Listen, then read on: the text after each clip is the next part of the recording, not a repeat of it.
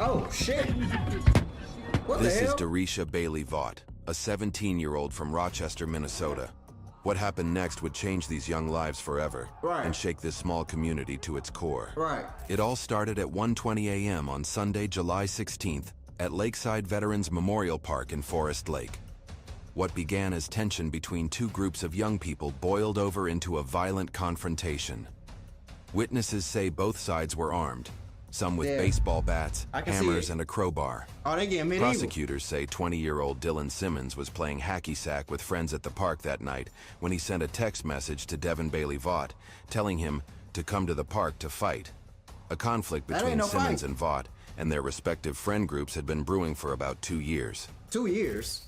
Through records requests and extensive research, Midwest Crime has obtained exclusive footage of the incident. For the first time outside of court, here's the full story. Vaught arrived in a vehicle, while Simmons and a passenger exited his vehicle wielding hammers. Vaught and his friend were also armed with a baseball bat and a folding knife. A witness would later tell jurors, both sides up to this point were in the wrong. As the fight starts to wind down, Simmons and a friend head back to his car, a white Mazda sedan. Our coverage is made possible because of sponsors. We ain't doing that, man. I ain't gonna lie. They got medieval on that ass, though. I ain't gonna lie to you. That shit crazy as hell. What you mean they have bats, crowbars, knives, hammers? Goddamn, what the hell y'all trying to do? Is y'all trying to fight or y'all trying to put a nigga in the morgue? You might as well pop me for that. Toward the crowd, narrowly missing the group standing just inches away. He crashes into the rear of Vaught's vehicle, nearly running over someone's foot and brushing against someone else's leg. Tweaking. Simmons backs up and accelerates again. This time hitting Vaught's sister, 17-year-old Darisha, driving over her with both front and rear tires before speeding away. Why would you do that? What made you think that was a good idea, though? What made you think, okay, I'm not even excusing the first part, but you tried to hit him, boom, missed, went in a circle, hit the back of a car. Tweaking. You already tweaking, but you lucky you didn't hit nobody. Then you backed up and tried to hit somebody again, and you thought this was a good idea, and then you sped away like y'all talking shit like, what's wrong with the kids, bro? Like, you know ain't charged you to call because of that shit? Now, for the first time, we bring this exclusive footage to the public from 3 perspectives. Oh my God, they swerved over him. Oh my God. Oh my God. Oh my God. Where you shot? This is inside the car too. I got that on camera.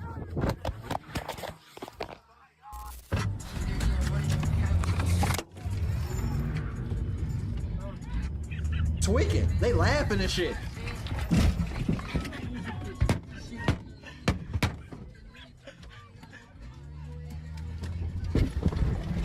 You gotta go, bro. You gotta go. What did y'all think was gonna happen? Later, I'm police confused. and paramedics What did you think was gonna happen? They rush to provide emergency medical aid to Darisha as she lies in the parking lot. Talking about we gotta go. You were supposed to leave 20 minutes ago. Only seeing it from a distance. Female is not breathing. RP didn't see what direction the vehicle left. Only focused on the person. Copy. 34-way copy. Just to confirm you got him health en route. Copy. We have them in route.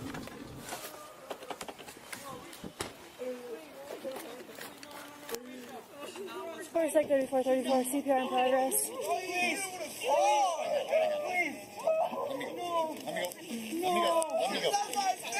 No, please. Oh, please. Stay with me. Here, I'm gonna switch out with you, okay? Despite their efforts, she had multiple fractures and a traumatic head injury. Darisha died at the scene shortly after rescue crews arrived.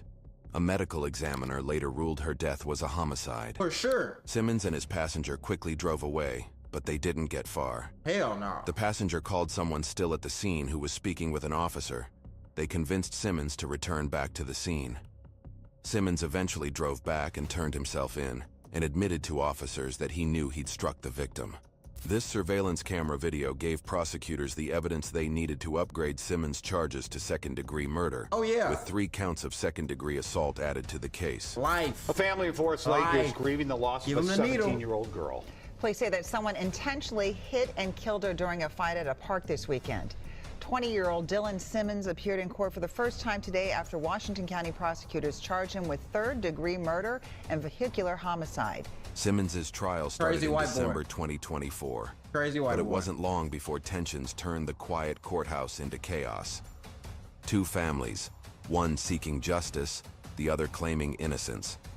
During the first day of There's no way you can claim innocence in that. We have you on camera literally going in circles 2 times trying to hit people and then you hit them. There is no innocence in that, bro. What innocence? What threat to your life was there? trial, both sides shouted at each other outside the courtroom and a hole was punched in the wall. With the fighting continuing over lunch at a Carboni's Pizza near the courthouse. I just want him to pay for his crime. Like, he's admitting that he hit her, but he's not admitting that he did it on purpose. He's right. Despite prosecutors saying Dylan Simmons intentionally tried to hit people with his car, killing Bailey Vath, Simmons' mother is speaking out for the first time, saying her son is a good kid and did not mean to hit her. Well, first and foremost, I want to start out by saying that our hearts and prayers go out to Darisha's family, the Bailey Vath family. They've suffered a tremendous loss. I'm not saying I don't think he should do any time. I think what I'm saying is he's not a murderer. He is a murderer, baby. All them white tears ain't finna help nobody. He is a murderer. Did you see the footage? He's going down. Give that nigga the needle. Give that little scrawny white boy the needle. What they're trying to throw at him is crazy to me. The two groups had been fighting. Waldo says her son was terrified when it was all unfolding at Lakeside Veterans Memorial Park. His car was surrounded by multiple kids beating on the car with a bat. He freaked out. He was scared.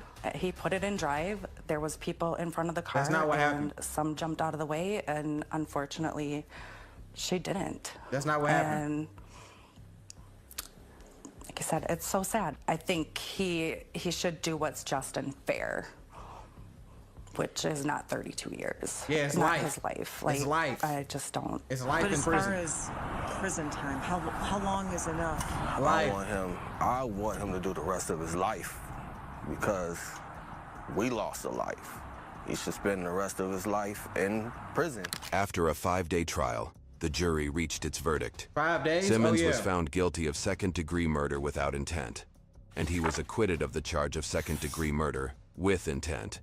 Jurors found him guilty of criminal vehicular homicide and 3 counts of second-degree assault with a dangerous weapon. How many time he get? Simmons remains jailed in Washington County ahead of his sentencing, set for March 20th, 2025. A judge will ultimately determine Simmons' fate. He is facing up to 40 years in prison. He should get, I ain't gonna lie, he needs to get 25 to 40. If you're watching the video and watching what he did, and it only took 5 days for the convict him of being guilty, he deserves 25 to 40 years. Take his life away. You want to do all this goofy ass, you want to be tough gangster shit you see on the internet, take his life away, man. That's how I feel. If it was up to me, his ass would have got the needle. You're lucky it wasn't up to me, man. I would have goddamn made sure you never saw the light of day again. Lame man.